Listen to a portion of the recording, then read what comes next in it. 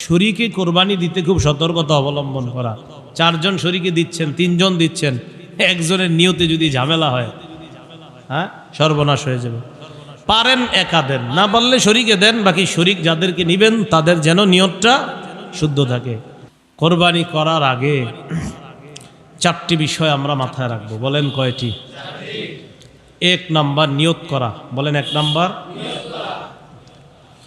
দুই নম্বর, আমরা যারা কোরবানি করব হালাল টাকা দিয়ে কোরবানি করব। কি টাকা দিয়ে? তিন নম্বর, শরীয়ত মোতাবেক কোরবানি করব। শরীয়ত মোতাবেক, আপনি মন মতো, মানে শরীয়ত বলছে বিসমিল্লাহ বলতে, আল্লাহ আকবার বলতে, দোয়া পড়তে, না আপনি কইলেন আমি পড়বো না, কি হয়েছে না পড়লে, এরকম না। শরীয়ত যেভাবে বলছে ওভাবে। চার নম্বর, আমরা কোরবানি যখন করব কাউকে দেখানোর জন্য করব না, আমি আল্লাহর জন্য করতেছি, ব্যাস। কয়টা কথা? এক নম্বর নিয়ত শুদ্ধ, দুই নম্বর হালাল টাকা, তিন নম্বর মোতাবেক, চার নম্বর কাউকে দেখানোর জন্য না। এক নম্বর নিয়ত শুদ্ধ করা। সহিহ বুখারীর শুরু হাদিস, ক্বালা রাসূলুল্লাহ সাল্লাল্লাহু আলাইহি ওয়াসাল্লাম, ওমর ইবনুল খাত্তাব রাদিয়াল্লাহু তাআলা আনহুর বর্ণনা, রাসূলুল্লাহ সাল্লাল্লাহু আলাইহি সাল্লাম বলেন, ইন্নামাল আ'মালু বিন্নিয়াত। আমলের প্রতিদান নির্ভর করে নিয়তের উপর। আমলের প্রতিদান নির্ভর করে কিসের উপর? পরিশুদ্ধ নিয়তের উপর আমলের প্রতিদান নির্ভর করে। এজন্য মনে রাখবেন, কোরবানির আগে প্রথম শর্ত নিয়ত শুদ্ধ করা। নিয়ত কি করা? শুদ্ধ করা। তাই শরীকে কোরবানি দিতে খুব সতর্কতা অবলম্বন করা।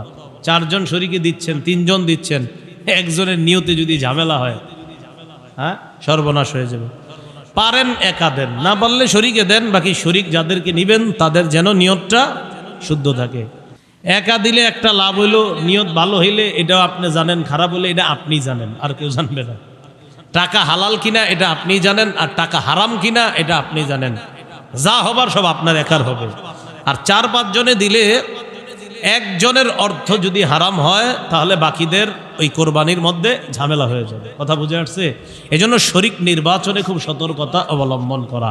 শরীক যিনি হবেন তার ইনকামটা যেন হালাল হয়, এই বিষয়গুলা খুব লক্ষ্য রাখা। আল্লাহ কথাগুলা বুঝার তৌফিক দান করেন। শরীকে কোরবানি দেওয়া জায়েজ আছে। তিরমিজি শরীফের 1502 নম্বর হাদিসের বর্ণনা, আন জাবির ইবনে আব্দুল্লাহ রাদিয়াল্লাহু তাআলা আনহু قال نحرنا مع رسول الله صلى الله عليه وسلم عام الحديبية البدنة عن 7 والبقرة عن 7। জাবির ইবনে আব্দুল্লাহ রাদিয়াল্লাহু তাআলা আনহু বলেন, হুদাইবিয়া যুদ্ধের দিন আমরা রসুলের সাথে কোরবানি করেছি। 7 জনের পক্ষ থেকে একটা ওট জবাই করেছি, 7 জনের পক্ষ থেকে গরু জবাই করেছি। 7 জনের পক্ষ থেকে ওট জবাই করছি, 7 জনের পক্ষ থেকে গরু। তিরমিজি শরীফের 1502 নম্বর হাদিস। 1490 এর পরে সব কোরবানির ব্যাপারে হাদিসগুলা 1490, 91, 92, 1500, 1, 2, 3 তিরমিজির সব কোরবানির ব্যাপারে। মুসলিম শরীফে বর্ণনা আছে, একই সাহাবীর বর্ণনা, জাবির ইবনে আব্দুল্লাহর বর্ণনা। তিনি বলেন, আমরা কোরবানি করেছি, আমরা ওট 7 জনের পক্ষ থেকে করেছি, গরু 7 জনের পক্ষ থেকে করেছি। তো যাই হোক, শরীকে কোরবানি দিতে সতর্কতা অবলম্বন করা। আমার শরীক যিনি হবেন তিনি যেন হালাল ইনকাম করেন, উপার্জন করেন, এই বিষয়গুলোর প্রতি আমরা অবশ্যই খেয়াল রাখবো। তা আসেন, এক নাম্বার নিয়ত শুদ্ধ করা। শরীক যিনি হবেন তারও যেন নিয়তগুলা শুদ্ধ হয়। নাসাই শরীফের 3140 নম্বর হাদিসের বর্ণনা, ক্বালা রাসূলুল্লাহ সাল্লাল্লাহু আলাইহি ওয়াসাল্লাম, ইন্নাল্লাহা লা ইয়াকবালু মিনাল আমালি ইল্লা মা কানা লাহু খালিসা। আল্লাহ পাক রব্বুল আলামিন ওই ব্যক্তির আমল কবুল করেন না যে আমলটা একমাত্র আল্লাহর জন্য না হবে। যে আমলটা একমাত্র আল্লাহর জন্য কি হবে বলেন? না হবে, এটা আল্লাহ তার জন্য কবুল করেন না। তাহলে বলেন তো, কোরবানির ক্ষেত্রে এক নাম্বার কি করা? নিয়ত শুদ্ধ করা। সূরা হজের 37 নম্বর আয়াত, আল্লাহ বলেন, লা ইয়ানালাল্লাহু লুহুমুহা ওয়ালা দিমাউহা। আল্লাহর কাছে গোশত যায় না, রক্ত যায় না, ওয়ালাকিন ইয়ানালুহুত তাকওয়া মিনকুম। তোমাদের তাকওয়া অন্তরে কার কি পরিমাণ ভয়, নিয়ত কতটুকু শুদ্ধ, আল্লাহর জন্য কোরবানি করছে কিনা, এটাই আল্লাহর কাছে যায়। আল্লাহর কাছে আমাদের তাকওয়া যায় বলেই তো আল্লাহ মায়া করে কোরবানির গোশত আমাদেরকে খাওয়ায়। গোশত কারা খায়? আমরা খাই না তো। কোরবানি করলাম কার জন্য? আল্লাহ আম করে খাওয়ায়। সুবহানাল্লাহ। কেন? আল্লাহ তো আমাদের থেকে রক্ত গোশত এটা চায় না, আল্লাহ চায় নিয়তটা ঠিক কিনা। মনে থাকবে তো ইনশাল্লাহ? قال رسول الله صلى الله عليه وسلم ثلاث لا يضل عليهن قلب رجل مؤمن। তিন ক্ষেত্রে মুমিনের অন্তর খেয়ানত করতে পারে না। বলেন কয় ক্ষেত্রে? এক নাম্বার ইখলাসুল আমালি লিল্লাহ, আল্লাহর জন্য করবে, এই ক্ষেত্রে মুমিনের কলব খেয়ানত করতে পারে না। এই জন্য আল্লাহ শিখিয়ে দিছে। আপনি বলেন আমার নামাজ, আমার কোরবানি, আমার হজ, আমার জাকাত, আমার ইবাদত সব কিছু একমাত্র আল্লাহর জন্য, এটা আপনি বলেন। কারণ মুমিন আমলের ক্ষেত্রে খেয়ানত করবে না, মুমিনের কলব কখনো খেয়ানত করতে পারে না। এই গেল এক নাম্বার কথা, নিয়ত শুদ্ধ করা। দুই নাম্বার হালাল টাকায় কোরবানি দেওয়া। বলেন কি টাকায় কোরবানি দেওয়া? হালাল টাকায় কোরবানি দেওয়া। এই কথাটা মনে রাখতে হবে।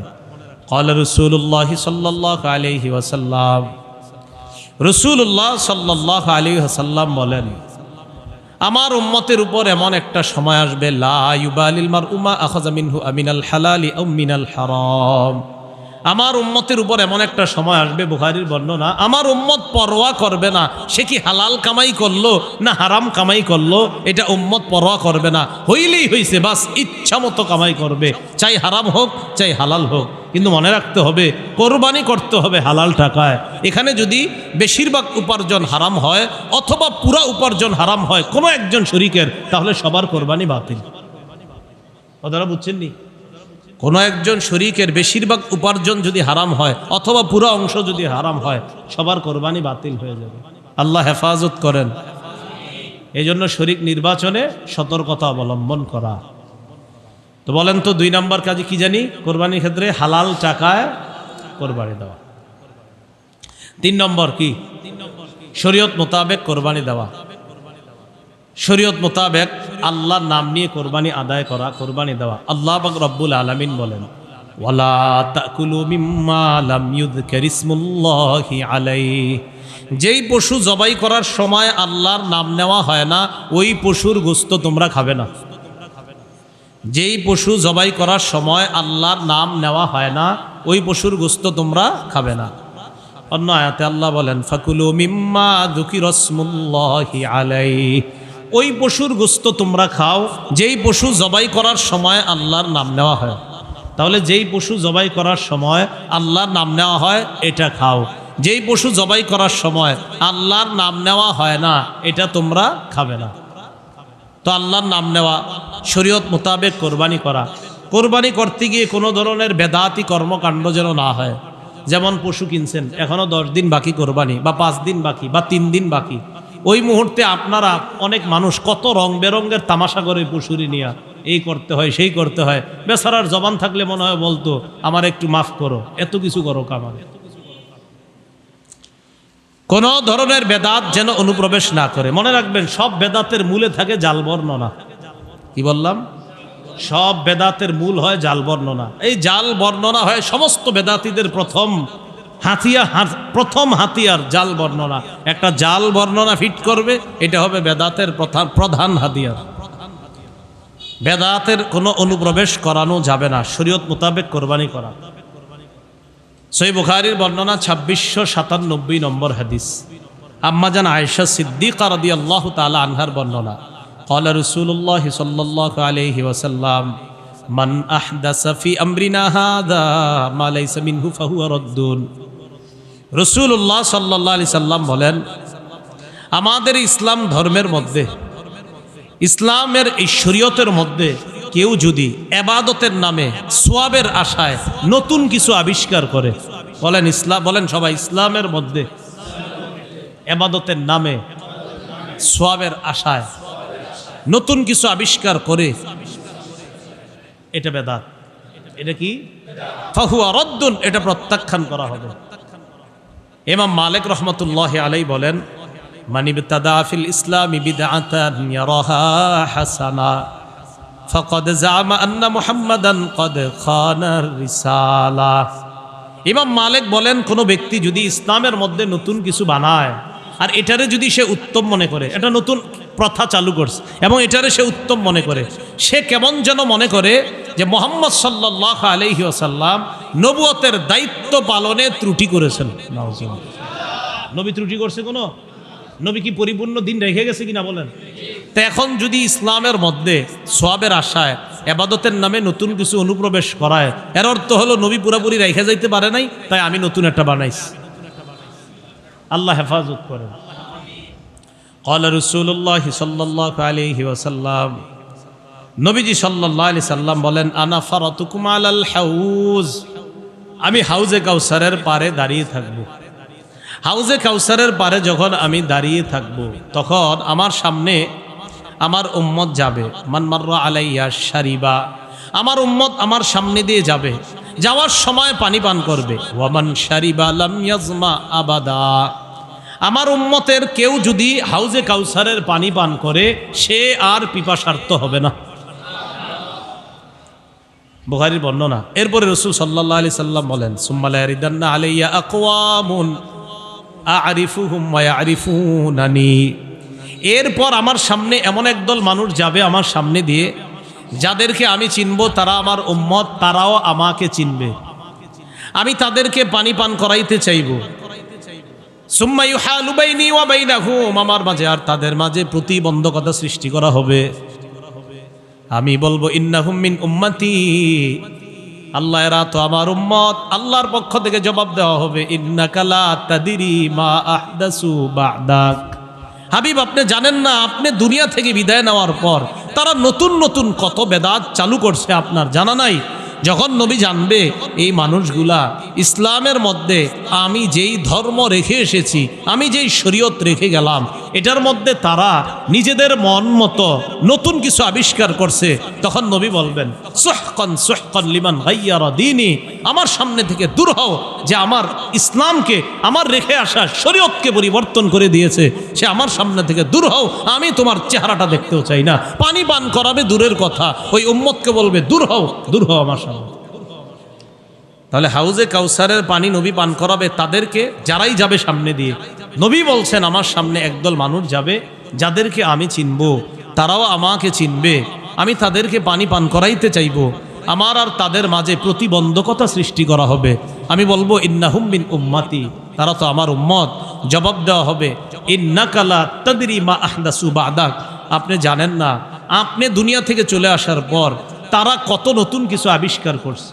নবীজি বলেন, তখন আমি বলবো, সুহকান সুহকান লিমান গায়্যারা দীনি ওয়া ফি রিওয়ায়া বাদদালা দীনি, আমার ধর্ম, অর্থাৎ আমি যে ধর্ম রেখে আসলাম দুনিয়াতে, যে শরীয়ত রেখে আসছি, এটা যে পরিবর্তন করেছে, দূর হও, দূর হও আমার সামনে থেকে। আল্লাহ আমাদেরকে হেফাজত করেন।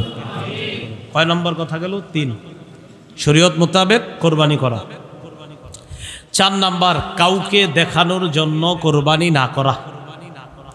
4 নাম্বারটা এমনি বলতে পারি যে রিয়া মুক্ত কোরবানি করা। বলেন, রিয়া মুক্ত কোরবানি করা, লৌকিকতা মুক্ত কোরবানি করা, লৌকিকতা মুক্ত কোরবানি করা, লোক দেখানো ছাড়া কোরবানি করা।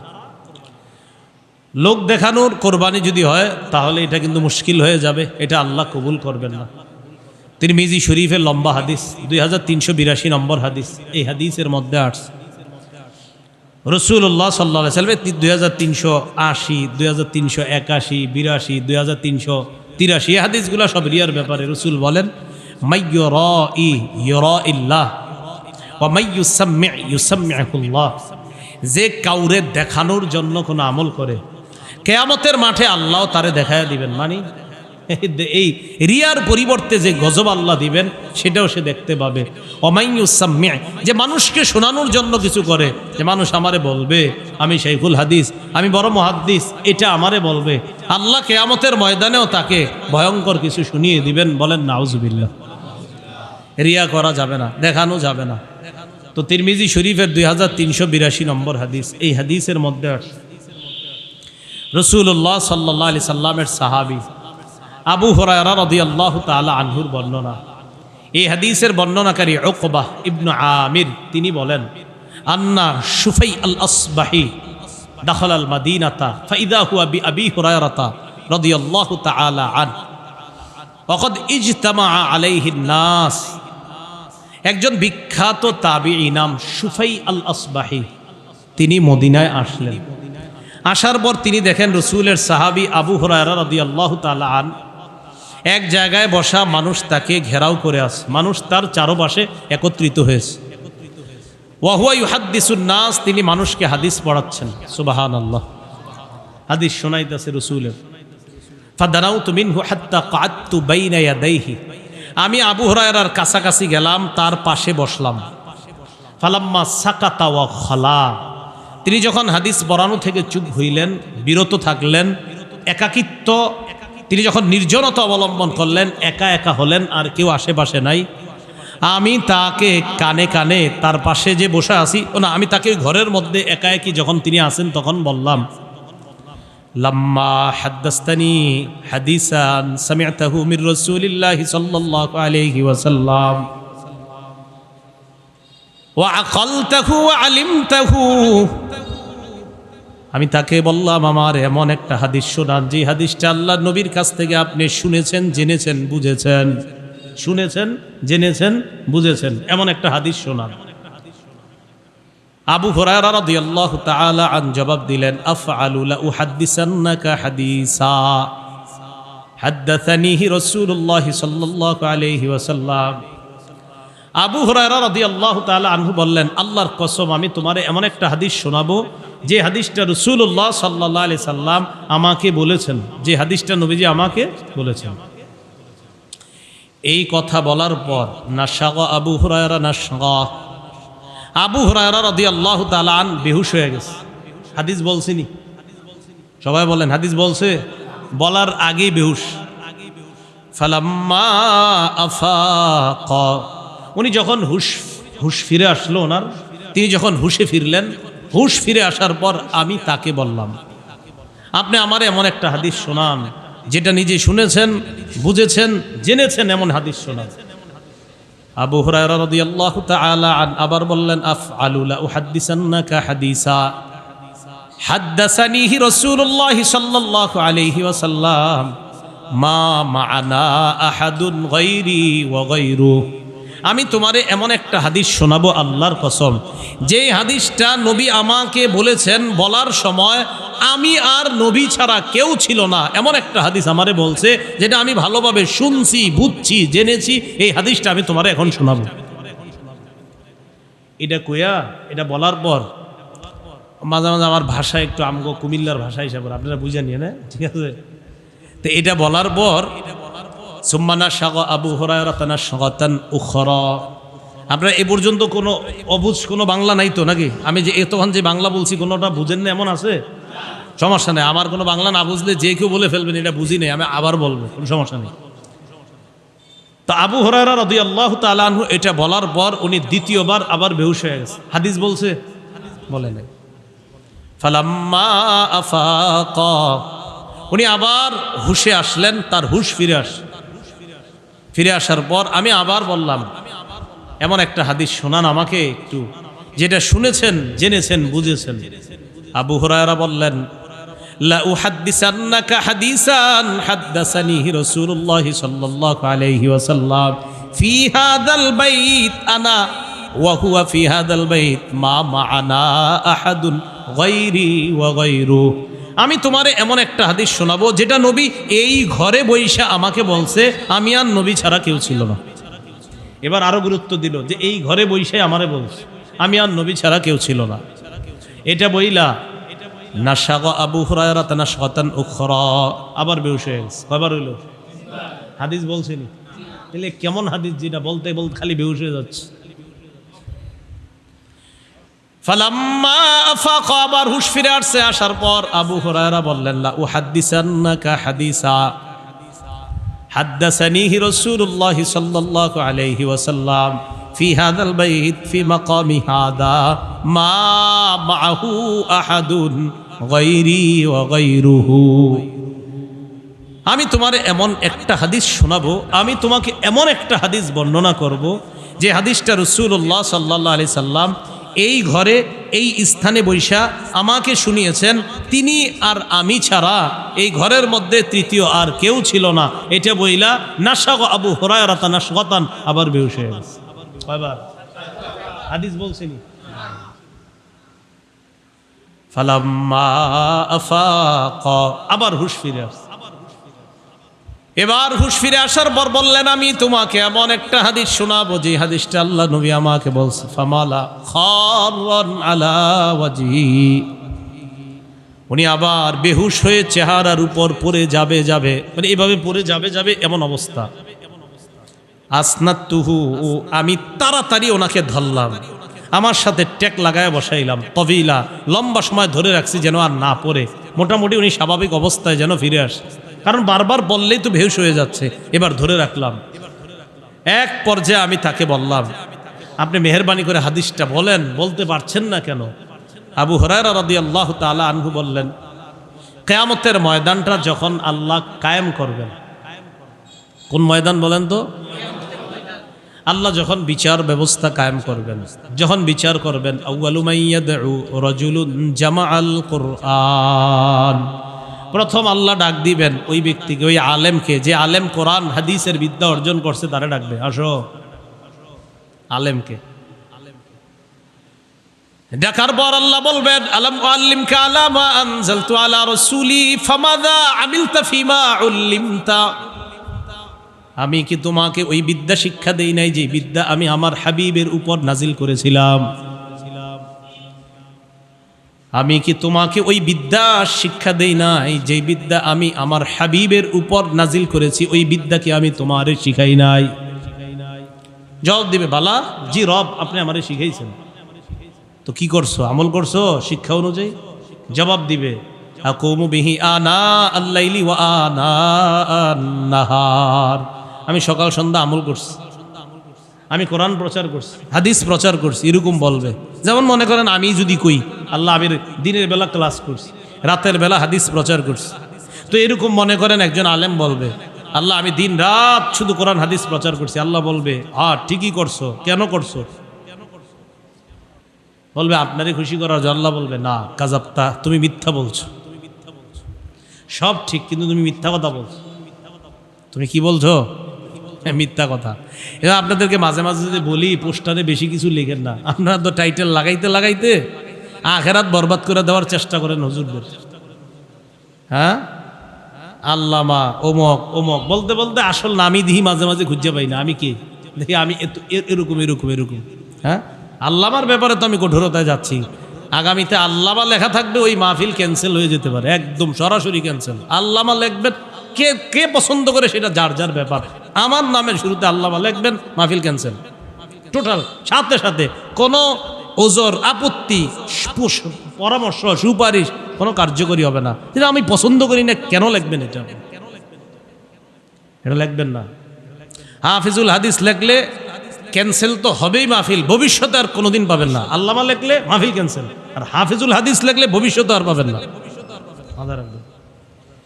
এই ভুলেও লেখেন নাই, এই কাজ ভুলেও করেন না। আল্লাহর হস্তে আল্লামা লিখবেন না, হাফিজুল হাদিস লিখবেন না, এগুলো লিখবেন না, ভুলেও লেখেন না। আল্লাহ কথাগুলো আমল করার তৌফিক দান করেন। তো আল্লাহ বলবে, কি করছো? সকাল সন্ধ্যায় কোরআন হাদিস প্রচার করছি, আল্লাহ আমল করছি কোরআন অনুযায়ী, হাদিস অনুযায়ী, আপনি যে বিদ্যা শিক্ষা দিচ্ছেন বিদ্যা অনুযায়ী। আল্লাহ বলবে, মিথ্যা কথা বলছো। ওয়াতাকুলু লাহুল মালাইকাতু কাযাবতা, ফেরেশতারা বলবে সাথে সাথে, জি তুমি মিথ্যাবাদী। ফেরেশতারা বলবে, তুমি মিথ্যাবাদী। ফাসুহিবা বিহি আলা ওয়াজহিহি, মাথাটা নিচের দিকে দিয়ে, পাগুলা উপরের দিকে দিয়ে, ধাক্কা মারতে মারতে জাহান্নামের দিকে হেঁচড়াইতে নেওয়া হবে। যাও। 2 নাম্বার ডাক দিবে, রাজুলুন কুতিলা ফি সাবিলিল্লাহ, বা রাজুলুন সাহিবুল মাল, সম্পদওয়ালাকে ডাক দিবে। ডাক দেওয়ার পর বলবে, আলাম ওয়াসি আলাইকা, আমি কি তোমারে কোটিপতি বানাই নাই, প্রচুর সম্পদ দান করি নাই? যে আল্লাহ দান করছেন। আমি যেই বিধান দিয়েছিলাম বিধান পালন করেছো কিনা? হ্যাঁ মাওলা পালন করেছি। কি করছো? কাসিলুর রহিম, আমি আমার রক্তের সম্পর্ক রক্ষা করেছি। আর তাসাদ্দাকু, আমি দান সদকা করতাম। আল্লাহ বলবে, কেন করছিলাম? আপনারে খুশি করার জন্য না, কাজাপ্তা, এই জায়গায় তুমি মিথ্যা কথা বলছো। করছো ঠিক আছে, কিন্তু এই জায়গায় মিথ্যা কথা বলছো। তুমি আমারে খুশি করার জন্য করো নাই, যেন আগামীকাল ফেসবুকে তোমার ছবি আসে তুমি 70 জনকে দান করছো, এই জন্য করছিলা।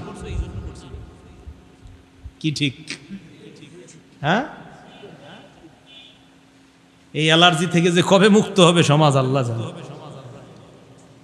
মশারি দিতেছে, এটাও ফেসবুকে আসতেছে। আপনার মশারি ফেসবুক, মানে যেটাই দিচ্ছি আমি, বেচারা একজন রে একটা মশারি দিবে, 14 জন ছবি তুলতেছে। একটা মশারি, একটা গামছা, একটা লুঙ্গি। কথার কথা যদি ঠিক আছে, আসলে যদি সহি শুদ্ধ নিয়তে দেয় তাহলে তো ঠিক আছে, ফেসবুকে দিলেও ঠিক আছে যে না নিয়ত শুদ্ধ। কিন্তু ঘটনা চক্রে যদি আপনার মাকসাদ হয় না মানুষ দেখুক, তো অবস্থাটা হবে কি? কথাটা বুঝছেন নি? মানে মূল কথা মানুষ দেখে আমারে বাহবা দিবে, এটা যেন না হয়, এটা হলো মূল কথা। তো কেন সৎকা করছো? তখন বলবে আল্লাহ আমি তো করছি এই জন্য আপনার জন্য। আল্লাহ বলবে না, মিথ্যা কথা। লিউকল, যেন তোমাকে বলা হয় ইন্নাহু জাওয়াদ ফুলানুন জাওয়াদ, ওমকে বড় দানশীল, উত্তর পাড়ার ওমকে বড় দানশীল, তুমি এই নিয়তে দান করেছিলা। অখত কিল, দুনিয়াতে এই বাহবা তুমি প্রচুর অর্জন করেছো, তো যাদের বাহবা দরকার ছিল এটা তো তুমি পেয়েই গিয়েছো। আমি রবের জন্য তো তুমি কিছু করো নাই, তো কি করা? মাথাটা নিচে পা উপরের দিকে দিয়ে হ্যাচড়াইতে জাহান্নামে নিক্ষেপ। কথাগুলো পুরোটা বুঝবেন। মানে মূল কথা, আমি যা করছি সেটা কার জন্য হতে হবে? এটা যদি না হয় আল্লাহ বলবে তুমি তো আমার জন্য করো নাই। তুমি করছো, তুমি দান করছো, তুমি সব করছো, কিন্তু করছো কার জন্য? এবার ডাক দিবে আল্লাহ, রাজুলুন কুতিলা ফি সাবিলিল্লাহ, আল্লাহ রাস্তার মুজাহিদকে, আসো তোমারে আমি জিহাদ করার তৌফিক দিছি। কেন করছো? কয় কাতালতু হাত্তা কুতিলতু, আল্লাহ আমি লড়াই করতে করতে শহীদ হয়ে গেছি। আল্লাহ বলবে কেন?